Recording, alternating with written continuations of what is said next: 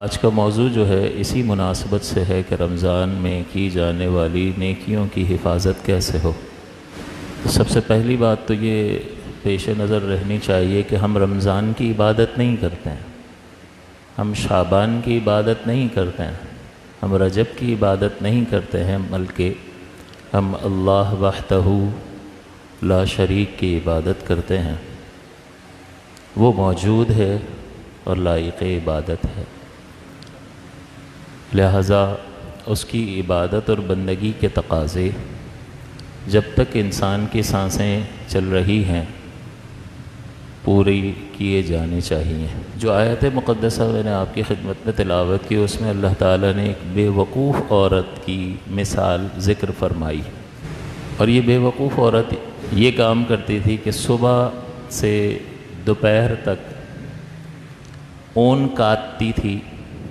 بنتی تھی کپڑے، اور اس کی بہت ساری کنیزیں تھیں، ان سے بھی یہ کام کرواتی تھی، اور جب یہ بن کر لباس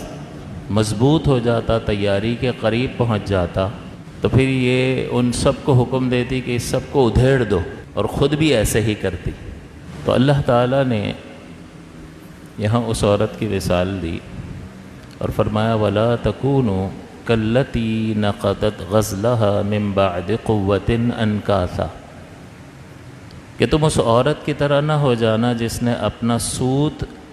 مضبوطی کے بعد ریزہ ریزہ کر کے توڑ دیا۔ سارا دن محنت کرتی رہی، بنتی رہی اسے، اور جب وہ تیار ہو گیا کہ اس سے فائدہ اٹھایا جائے تو اب اس کو ادھیڑ دیا۔ تم اس عورت کی طرح مت ہو جانا، منع فرمایا۔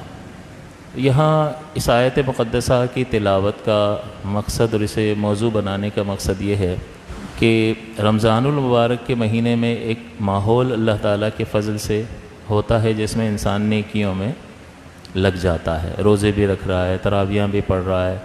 مسجدیں آباد ہو جاتی ہیں، نمازیں جماعت کے ساتھ لوگ ادا کرتے ہیں، قرآن کی تلاوتیں ہو رہی ہیں، صدقہ اور خیرات کی کثرت ہوتی ہے، رات میں لوگ تہجد کا اہتمام کر رہے ہوتے ہیں، اور اپنے طور پر بہت ساری مختلف چیزوں کو لوگ اختیار کرتے ہیں تاکہ اللہ تعالیٰ کی رحمتوں سے زیادہ حصہ حاصل کیا جا سکے۔ ہم ان لوگوں سے اس وقت گفتگو نہیں کر رہے ہیں کہ جنہوں نے اس رمضان کے مہینے میں بھی عبادت کی طرف توجہ نہیں کی، وہ محروم لوگ ہیں، انہیں ان کے حال پر چھوڑ دیا جائے، اللہ تعالیٰ ان کے لیے بہتری فرمائے۔ لیکن جو شخص اس مقدس مہینے میں بھی اس کی قدر نہ کر سکا، یہ محروم لوگ ہیں۔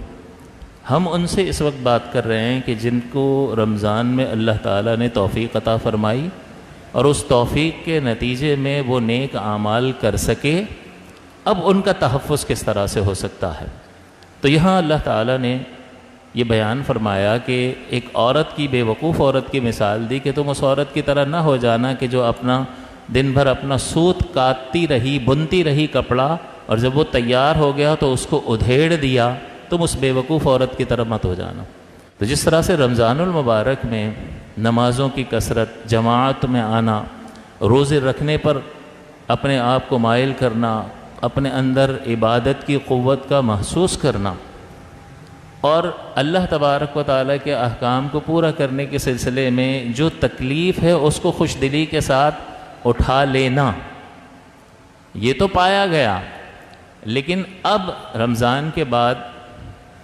اس کی حفاظت کیسے کی جائے؟ کیا اسی سابقہ طرز عمل کی طرف لوٹ جانا ہے کہ پہلے بھی نمازیں نہیں تھیں، رمضان میں پڑھ لی، اب پھر اسی طرز عمل کی طرف لوٹ جاؤ؟ تو اللہ تعالیٰ فرماتا ہے یہ تو پھر اسی، گویا کہ اگر اس مثال کو اس کے ساتھ متعلق کیا جائے تو یہ تو پھر وہی بے وقوفی کی بات ہے کہ بنیاد ڈالی، ایک عمارت قائم کی، اور جب وہ عمارت تیار ہونے کے قریب ہوئی تو ساری عمارت کو منہدم کر دیا۔ تو اللہ تعالیٰ نے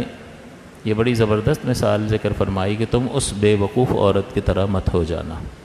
تو اس لیے ہمیں یہ دیکھنا چاہیے کہ رمضان میں تو اللہ تعالیٰ کی عنایت سے اس کی تائید غیبی ہمارے شامل حال ہو جاتی ہے، اس کی رحمت ہمارے شامل حال ہو جاتی ہے، ایک ماحول ہوتا ہے، ہر ایک نماز کے لیے مسجد کی طرف جا رہا ہے تو دیکھا دیکھی ہمت پیدا ہو جاتی ہے، اور لوگ اللہ کی رضا کے لیے مسجد میں آ جاتے ہیں۔ فجر کی نماز میں ابتدائی دنوں میں پاؤں رکھنے کی جگہ نہیں ہوتی ہے، لیکن اب عید کی نماز میں کتنے لوگ فجر میں موجود تھے؟ قابل توجہ بات ہے۔ عید کی نماز پڑھنے کے لیے کتنے آ گئے تھے؟ پورا گراؤنڈ بھر گیا ہوگا۔ حالانکہ عید کی نماز واجب ہے اور فجر کی نماز فرض ہے، اور جس خالق کائنات نے عید کی نماز لازم کی ہے، اسی خالق کائنات نے فجر کی نماز فرض کی ہے۔ تو یہ فرق کون کر رہا ہے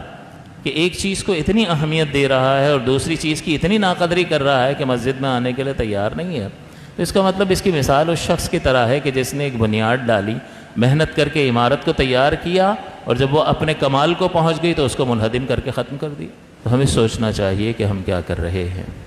یہ زندگی انتہائی مختصر ہے، انتہائی مختصر۔ معلوم نہیں ہوتا ہے کس طرح رمضان کا مہینہ آیا، ہم ابھی تو استقبال رمضان کی باتیں کر رہے تھے اور اچانک پھر ہم الوداع الوداع کرنے لگ گئے۔ تو اسی طرح سے یہ دن رات تیزی کے ساتھ گزرتے رہیں گے اور ہماری موت کا وقت قریب آ جائے گا۔ اور یہ ہمیں سوچنا چاہیے کہ اگر اللہ کو راضی نہ کر سکا کوئی شخص اور اس کے لیے اپنی سی کوشش نہ کر سکا تو وہ بہت بڑے خسارے میں ہے، اگرچہ وہ دنیا کی تمام تر دولت کا مالک کیوں نہ بن جائے۔